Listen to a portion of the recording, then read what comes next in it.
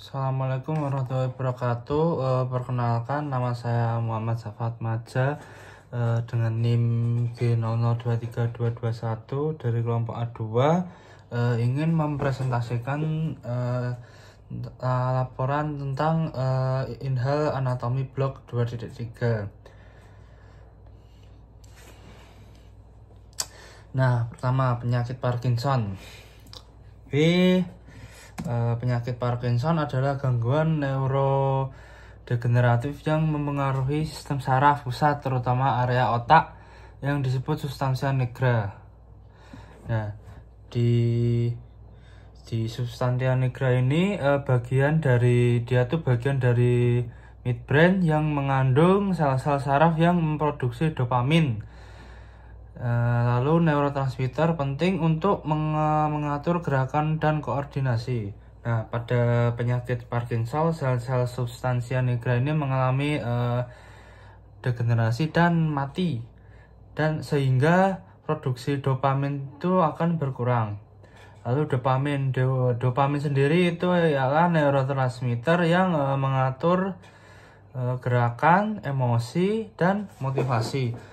Nah, penurunan kadar dopamin nyebabin gangguan sinyal antara substansia nigra dan striatum. Yang ketiga ada ganglia basalis.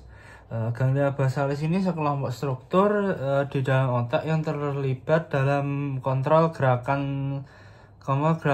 Selain striatum, bagian lain dari ganglia basalis termasuk globus pallidus, nucleus subthalamicus, dan putamen. Nah, disfungsi dalam ganglia basalis akibat gangguan dopamin akhirnya nyebabin gejala motorik yang khas pada penyakit Parkinson. Terus gejala motorik, gejala utama Parkinson termasuk tremor atau gemetar saat istirahat, lalu bradykinesia atau gerakan lambat, rigiditas atau kekakuan otot, dan instabilitas postural atau ketidakstabilan postur. Gejala ini itu muncul karena gangguan dalam komunikasi antara neuron di ganglia basalis dan area lain di otak yang mengontrol gerakan. Lewy bodies. Pada pemeriksaan mikroskopis otak penderita Parkinson sering ditemukan Lewy bodies, yaitu agregat protein abnormal, terutama alpha sampai cyanogen di dalam sel-sel saraf. Kehadiran Lewy bodies ini berkaitan dengan degenerasi neuron. Nah, secara anatomi, penyakit Parkinson ini melibatkan degenerasi neuron dopaminergik di substansia nigra dan disfungsi pada ganglia basalis. Lanjut, anatomi ganglia basalis. Ganglia basalis atau nama lainnya nuclei basalis ialah kelompok substansia grisa atau nukleus yang terletak di sentral hemisferium cerebri atau di antara talamus dengan substansia alba hemisferium cerebri. Nah, ganglia basalis ini tersusun atas yang ada dua, nucleus caudatus dan nucleus lentiformis. Nah, kalau nucleus caudatus itu kayak berbentuk lengkung dengan caput di ujung anterior dan mengecil di posterior sebagai cauda. Terus caput nucleus caudatus melanjutkan diri ke dalam putamen dan cauda nucleus caudatus berada di kompleks amygdaleoidum. Terus lanjut nucleus lentiformis.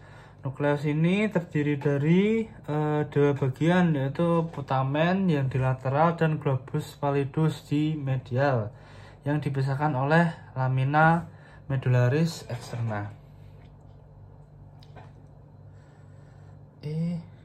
Lanjut, substansia nigra. Substansia nigra ini berada di sini. Nah, substansia nigra ini terdapat di mesencephalon yang merupakan truncus cerebri.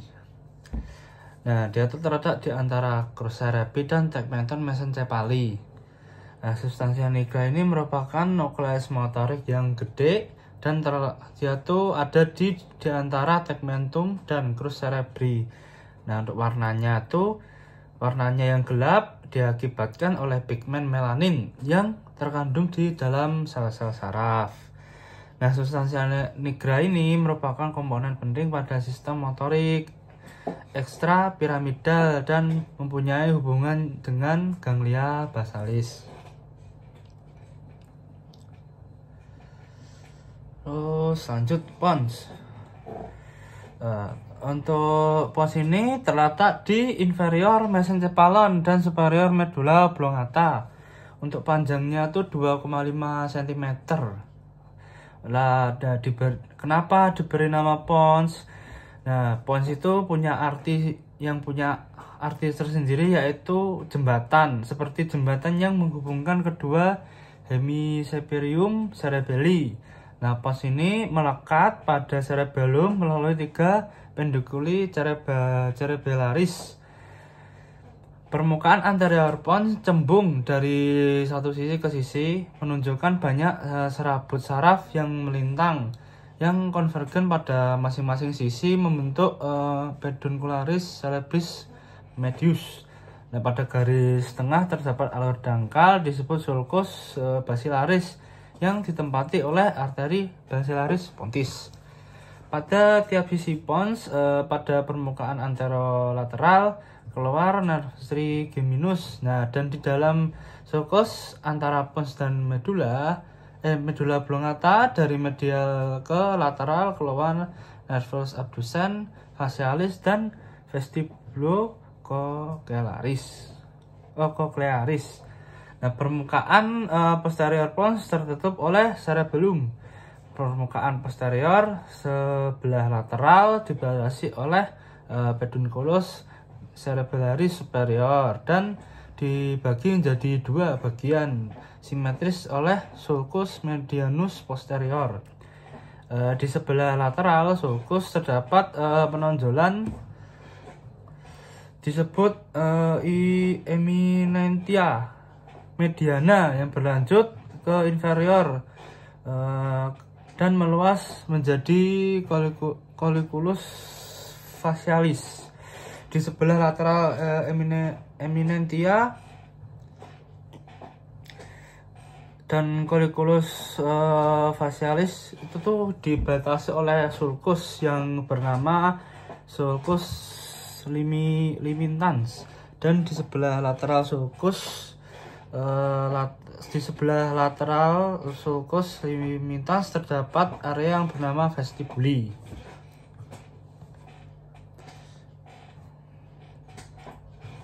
Lanjut ke medulla oblongata.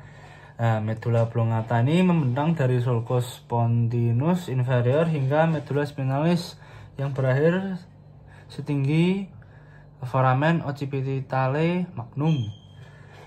Dia tuh medulla oblongata punya panjang sekitar 3 cm, dan aspek ventral dari medulla oblongata itu terdapat fissura mediana anterior yang dibatasi pinggirnya oleh piramis, yang nantinya tuh sebagian besar akan menyilang membentuk decussatio pyramidum.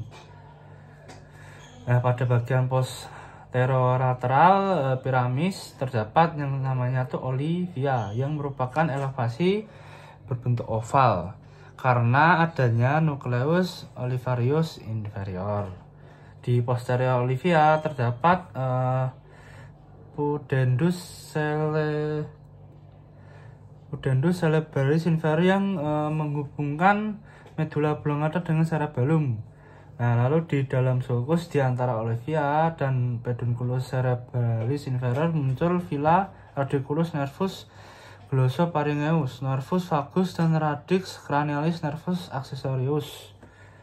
Nah, pada aspek posterior, bagian setengah kranialnya membentuk bagian dasar dari ventriculus quartus. Nah, pada bagian bawah aspek posteriornya terdapat sulcus medianus posterior. pada sisi sulcus medius posterior ada penonjolnya yang dia tuh disebut tuberculum gracialis, dan di sebelah lateralnya lagi terdapat tuberculum cuneatus. Nah, tepat di lateral tuberculum cuneatus terdapat tuberculum cinereum yang dia tuh akan dibentuk oleh tractus descendens nervi trigeminalis. Masih medula oblongata. Nah, ini untuk struktur internalnya ya. Untuk medula oblongata ini terdiri dari substansia alba dan grisea, seperti ada medula spinalis, tetapi dengan penataan ulang pada embriologisnya. Ini untuk aspek internalnya itu kompleks nukleus olivarius, lalu ada nukleus ambiguus untuk motorik, lalu ada nukleus soliratus untuk sensorik, lalu ada nukleus dorsalis nervus vagus, nukleus nervus hypoglossus.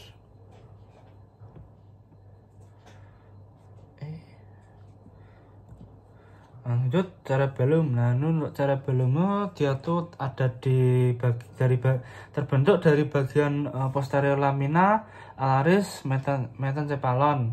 Nah, pada masing-masing sisi lamina alaris dia tuh melengung ke arah medial membentuk rhombic lip. Nah, ketika membesar, rhombic lip itu akan menonjol ke cauda di atas lempeng ventriculus quartus dan bergabung menjadi satu di garis tengah membentuk cerebellum. Pada minggu ke-12, bagian kecil di garis tengah atau vermis dan dua bagian lateral hemiciparum cerebelli sudah dapat dikenali. Sekitar akhir bulan keempat terbentuk yang namanya visura pada permukaan cerebellum dan folia yang khas pada orang dewasa dan mulai berkembang secara bertahap.